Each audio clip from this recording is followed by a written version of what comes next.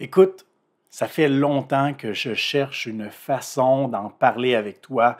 Et là, je veux pas paraître de celui qui veut te juger ou celui qui veut te faire la morale. C'est pas ça du tout l'objectif. Mais là, je crois qu'on est rendu à un point dans notre relation où on peut se dire les vraies affaires. Et je pense que c'est le moment qu'on en parle parce que je crois que tu as vraiment un problème de jeu.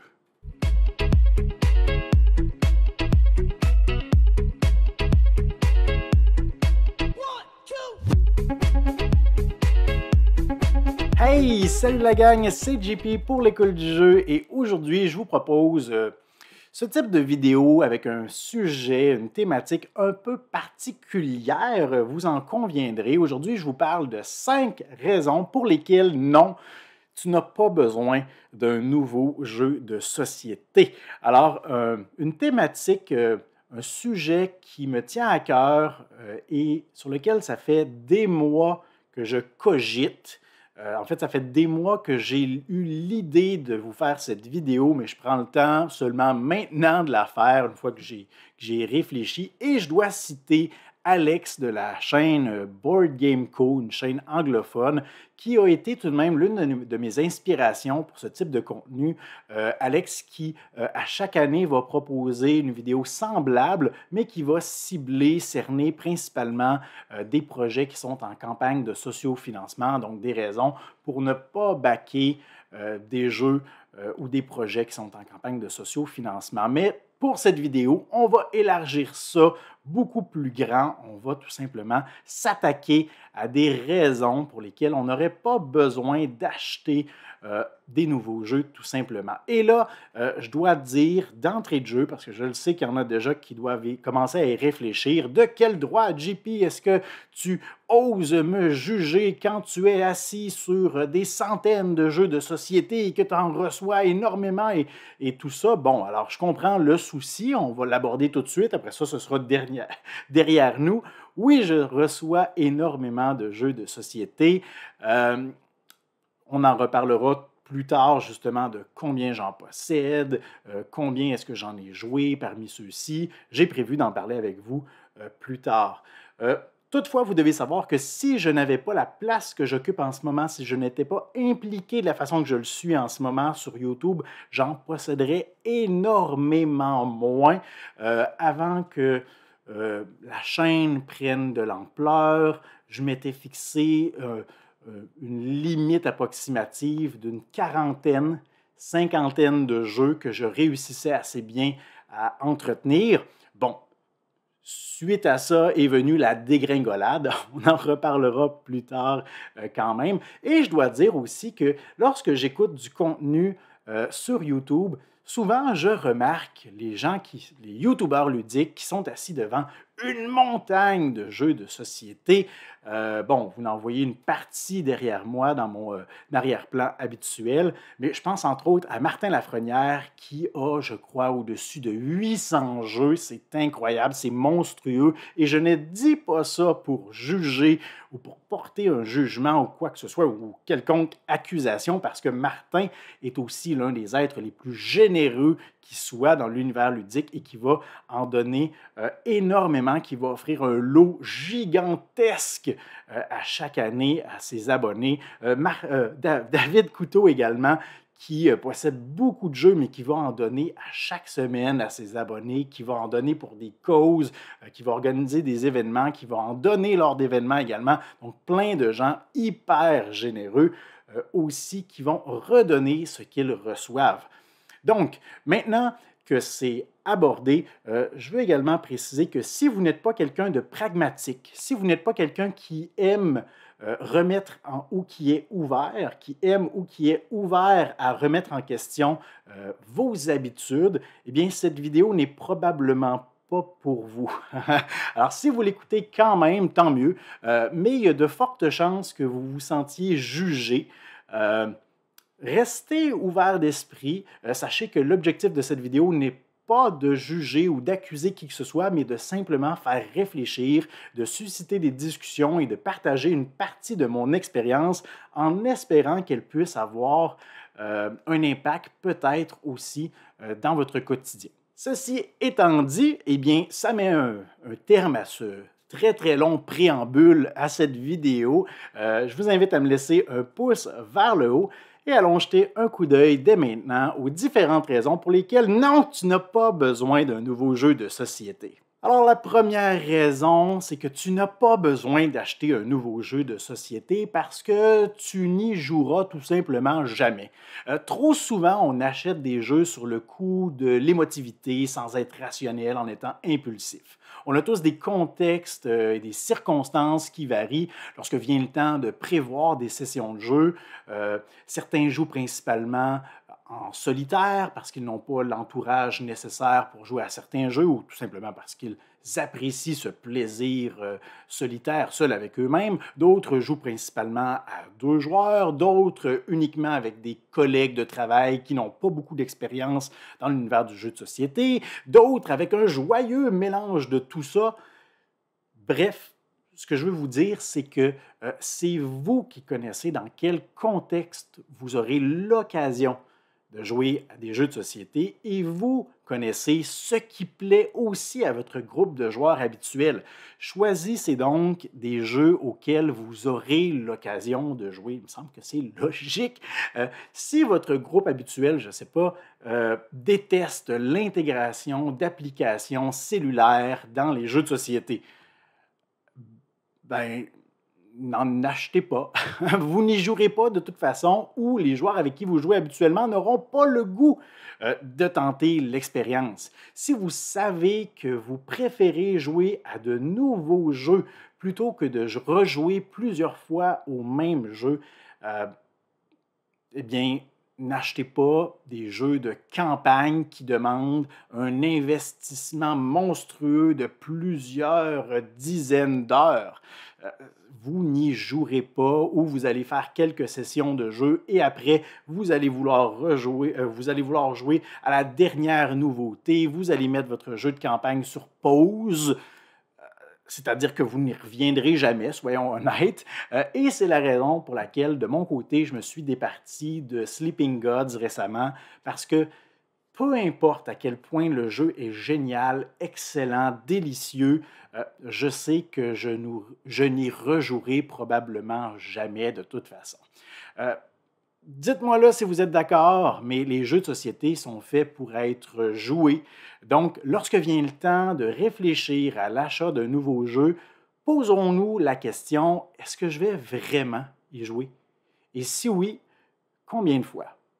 En numéro 2, non, tu n'as pas besoin d'acheter un nouveau jeu de société parce que tu as déjà 28 jeux qui sont semblables à celui-ci. Dans un contexte où il sort littéralement des milliers de nouveaux jeux de société chaque année, je suis désolé de vous apprendre que plusieurs d'entre eux sont extrêmement semblables. Tu n'as pas besoin d'avoir 19 jeux de Roll and Write ou 28 jeux de Polymino comme l'Île des Chats, My City, Barren Park, Cottage Garden, Projet L, Number 9, New York Zoo, Indian Summer, n'importe quoi. De toute façon, il y a toujours un ou deux de ces jeux-là que tu vas être porté à sortir plus souvent. Alors, tous les autres sont facultatifs. Là. Tous les autres sont, même, j'ai envie de dire, accessoires, j'ai envie de dire, de trop.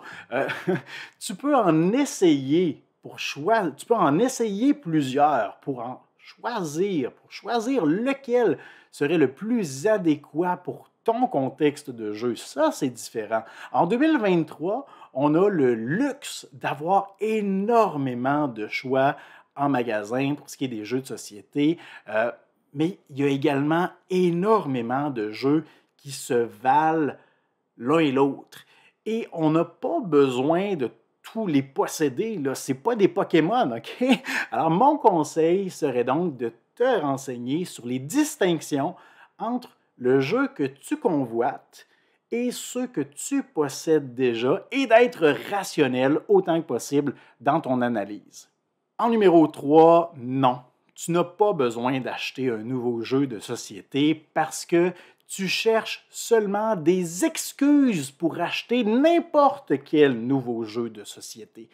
Chaque fois qu'on a envie de faire un choix qui n'est pas rationnel, on se trouve des excuses. On est comme ça, les humains. Oui, mais JP, ce nouveau zombicide-là a une thématique vraiment originale, même si je possède déjà les 8 derniers, je suis capable d'y trouver une place. Oui, mais JP, au moins je dépense pas tout mon argent dans les drogues et les courses de chevaux. Hein. Il me semble que c'est moins pire comme ça, comme OB. Oui, mais JP, dans ce jeu-là, il y a des figurines pré-peintes, ça vaut la peine. Oui, mais JP, peut-être que je connais pas du tout ce jeu-là, mais par contre, il est en rabais de 10%, alors je vais le récupérer tout de suite, là. C'est beaucoup mieux que de le payer plein prix plus tard. Oui, mais JP, je viens de jouer à un jeu qui était déjà dans ma pile de la honte. Donc, je l'ai retiré de ma pile de la honte, là, de mes jeux auxquels j'ai jamais joué. Donc, je mérite bien un nouveau jeu pour me récompenser. Hein? Quoi? Oui, mais JP, il faut que j'achète pour 150 pour avoir le free shipping. Alors, je vais ajouter un jeu à 60 pour ne pas payer en frais de port. Oui, mais JP, je l'ai acheté pour pouvoir y jouer quand j'aurai le temps ou sinon, dans le pire des cas, à ma retraite. Bon, vous voyez le genre, là. Je suis certain que dit comme ça, ce sont toutes des phrases qui paraissent exagérées, mais on a tous déjà utilisé ou justifié plutôt nos achats en les utilisant. Moi le premier, honnêtement. J'en parle souvent depuis le début de cette vidéo, mais c'est important d'être rationnel, d'être terre à terre un peu. Et il y a toute une analyse cérébrale hyper intéressante qu'on pourrait faire avec le fait de jouer à des jeux de société et d'acheter des jeux de société. Quand on s'adonne à un jeu de société, qu'on est impliqué, qu'on est motivé, notre cerveau sécrète de la dopamine, ce qui nous procure du plaisir. Il n'y a rien de mal là-dedans. Et plus tard, quand la partie est terminée et qu'on y repense ou qu'on prend part à des discussions sur des groupes ou des forums de jeux de société, ou qu'on voit passer les petites annonces de nouveaux jeux arrivés en boutique récemment, ou qu'on voit une nouvelle vidéo de notre YouTuber favori, notre cerveau commence à sécréter cette fois-ci de la sérotonine qui va nous rappeler que jeu égale plaisir. Donc, plus de jeux égale plus de plaisir. Et dès qu'on se laisse envahir par ce sentiment-là, n'importe quelle excuse devient valable, devient valide pour s'acheter un nouveau jeu de société. Vous êtes toujours là? Très bien, on continue parce qu'en numéro 4, non, tu n'as pas besoin d'acheter un nouveau jeu de société parce que tu as seulement peur à l'intérieur de toi de passer à côté de quelque chose. En anglais, il existe une expression qui s'appelle FOMO, ce qui signifie Fear of Missing Out, ce qui pourrait être traduit librement par la crainte de manquer quelque chose ou la crainte de passer à côté de quelque chose. C'est un syndrome, j'aime bien ce mot-là, je l'utilise avec des guillemets, donc c'est un syndrome bien présent dans la communauté ludique, surtout dans le contexte où l'industrie tout entière, là, et je m'inclus là-dedans, là, quand l'industrie tout entière encourage les individus à consommer, consommer, consommer, et consommer, c'est un sentiment qui est alimenté par les campagnes de sociofinancement, par les galas de remise de prix, par les YouTubeurs ludiques, oui, et même par la communauté elle-même. Le FOMO, comme je le disais, la peur de passer à côté de quelque chose, c'est d'avoir peur de passer à côté d'une opportunité en or.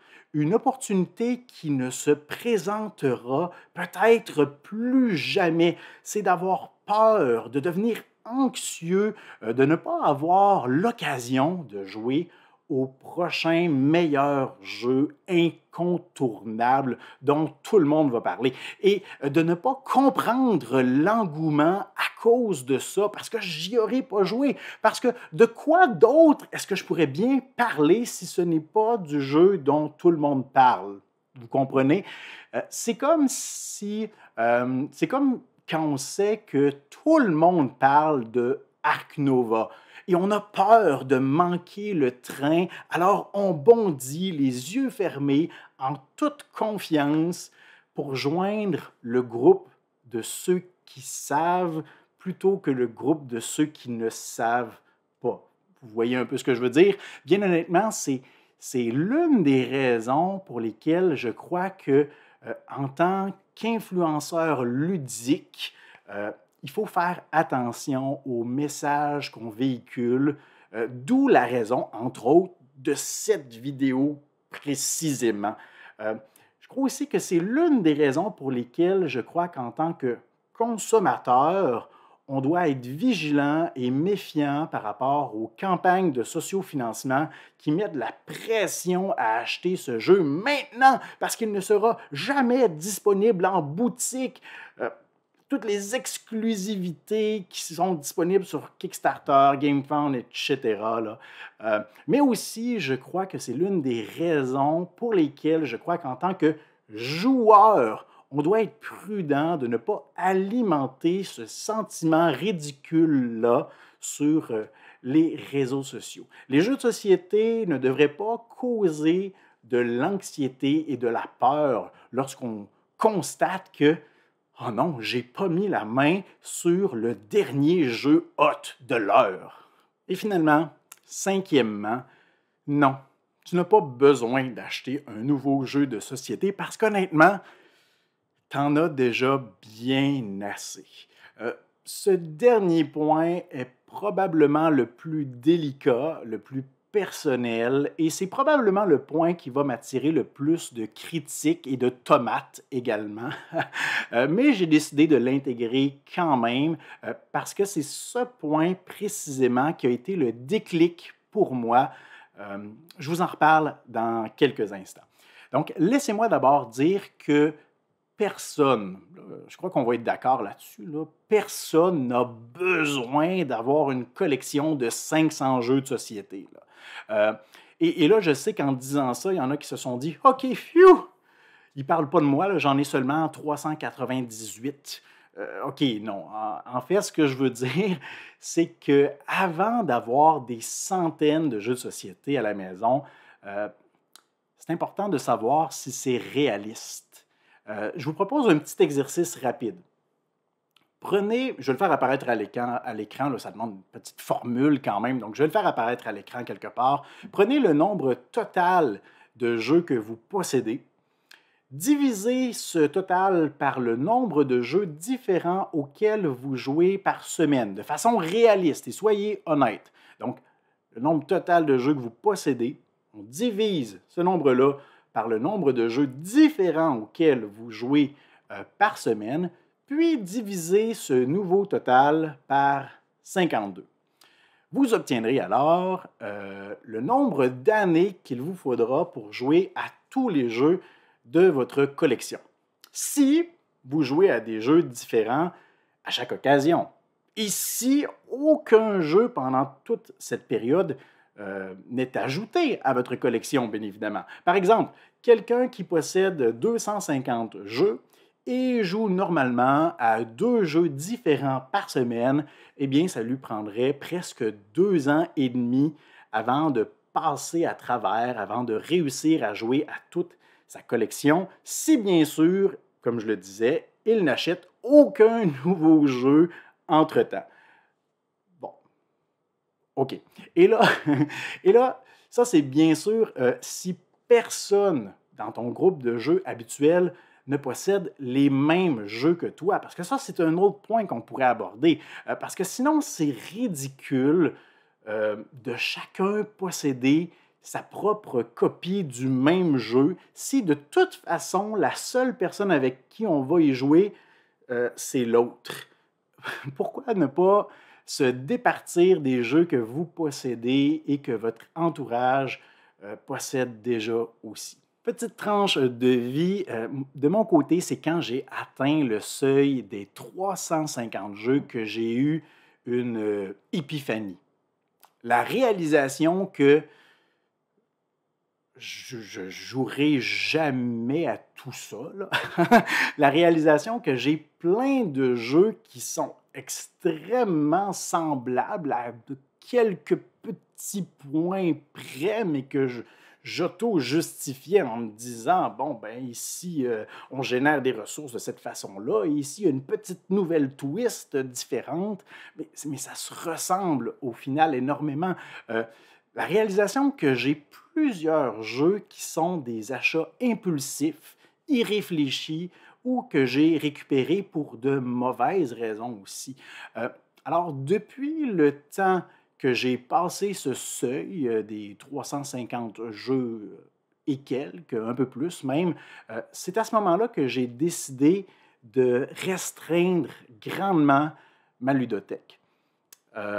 Malgré le fait que je reçois énormément de jeux. Au moment de filmer cette vidéo, je possède très exactement 123 jeux de société et c'est, selon moi, beaucoup plus qu'amplement. Au cours des 8 dernières années, c'est-à-dire depuis que j'ai commencé la chaîne de l'École du jeu, j'ai possédé probablement un peu plus de 1200 jeux de société différents et aujourd'hui, je dois dire que je suis assez content et fier d'essayer de me restreindre en fonction des raisons que je vous ai partagées aujourd'hui. Alors voilà pour ce qui était de cette vidéo. Vous voyez, ça ne fait pas si mal que ça, hein, de parler comme ça à cœur ouvert. J'espère que vous avez apprécié cette vidéo. J'espère que dans les commentaires, tout le monde va rester poli et courtois, comme d'habitude. Comme je le disais en introduction de vidéo, l'objectif n'est aucunement, mais pas du tout, de juger qui que ce soit ou de porter un jugement ou de me mettre au-dessus de tout le monde.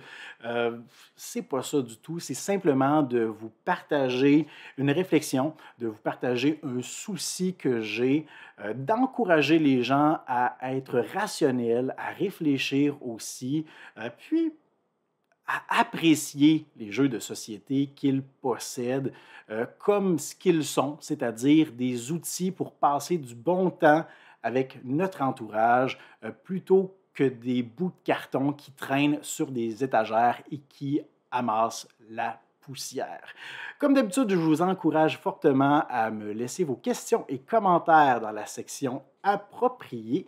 Je vous invite également à me laisser un pouce vers le haut si vous avez bien apprécié la présentation d'aujourd'hui. Vous pouvez bien évidemment, si ce n'est pas déjà fait, vous abonner à notre chaîne, aller faire un tour sur notre campagne Patreon si vous désirez nous donner un petit coup de pouce financièrement pour nous encourager à continuer de produire du contenu comme celui-ci.